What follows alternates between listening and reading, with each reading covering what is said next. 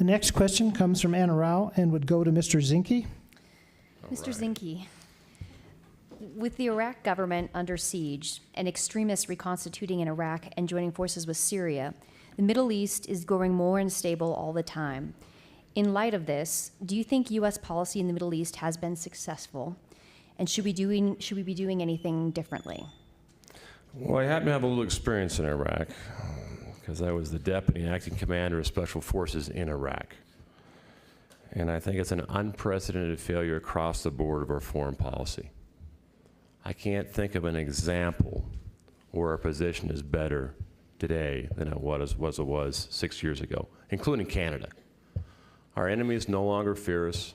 Our allies no longer trust us. The hard facts is we will likely have a nuclear-armed and capable Iran by the end of the presidency. We had an opportunity in Syria to become a democracy. Iraq is imploding, and we don't have a status of forces agreement. So if our pilots or special forces were to re-enter Iraq, they could be tried as war criminals under Iraqi law and not the Uniform Code of Military Justice. Crimea Peninsula, softball pitch. We should have immediately approved the Keystone Pipeline. We should have immediately accelerated infrastructure so we could export liquid natural gas, and we should have relaxed the restrictions on sweet crude. Reagan had it right. If you want to check Soviet dominance and influence, in which Putin is Soviet, you hit him in the face with the free market. That's what America does best. Iraq, I think it's going to devolve again. The same people we fought. It will probably go into 3 semi-autonomous regions of power.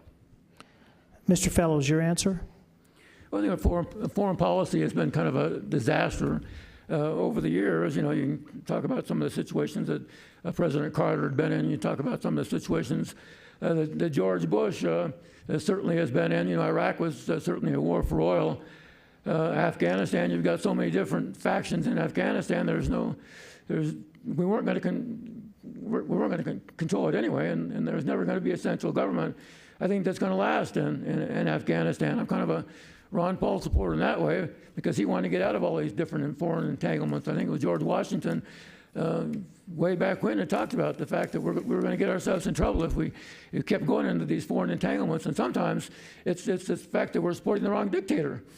I mean, and it's all based on democracy, and I think that's a problem because a lot of those countries they see us come in there and they don't want us in there. And for the most part, the average citizen probably doesn't want to. Of course, the rulers want to because they want the money and all the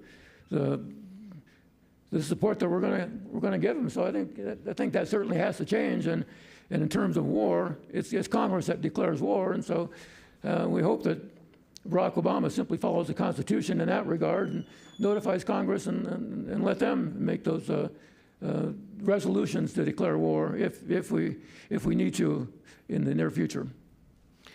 Mr. Lewis, your answer?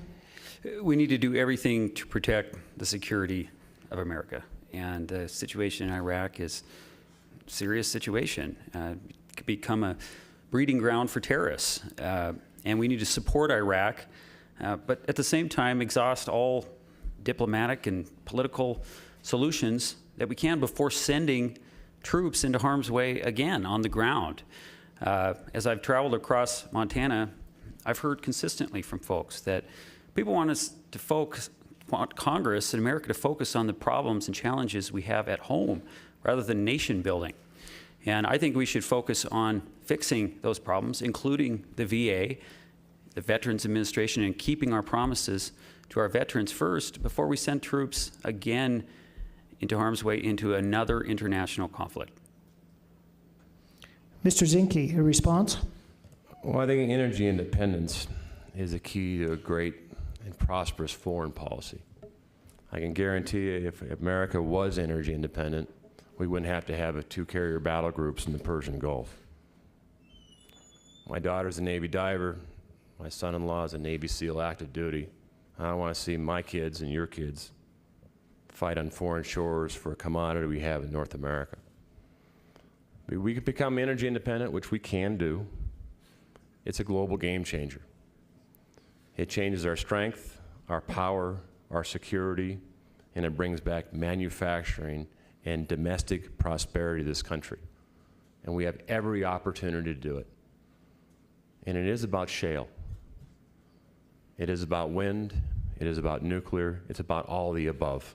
But you can't ignore oil and shale and gas, because that's available now, and coal. Mr. Fellows, your response? Well, because of our foreign policy and because of this war on terror, it also has some negative consequences, I think, to the average citizens. Because of the war on terror, we now have the Patriot Act, and we think of Section 215 in the Patriot Act that allows the federal government to collect our phone messages, to collect our email messages, to simply spy on us, even though we do have the Fourth Amendment that says that the government shouldn't be in there without unreasonable seizures and unreasonable searches and seizures. They have to have a warrant.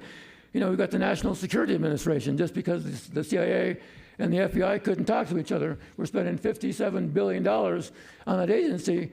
I think it's just a waste of money in those certain circumstances. And as Ben Franklin said when he talked about, you know, we can't sacrifice security for freedom, and it's just not going to work. And so we have to get rid of the Patriot Act. We have to get rid of the NSA.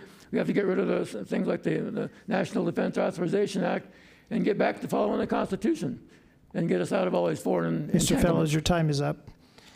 Mr. Lewis, your response? I agree we need to become energy independent in this country. And that's why this week we released a conversation starter of an energy plan that calls for investing in all forms of energy, traditional forms of energy, coal, oil, gas, that we currently invest in, and other alternative forms of energy, wind, biomass, hydro. And it is about becoming energy independent and thinking about the long-term future. Long-term future. I'm not saying that some of these forms of energy are our answer to our energy needs tomorrow, but let's be visionary. Let's think about the long term and become energy independent.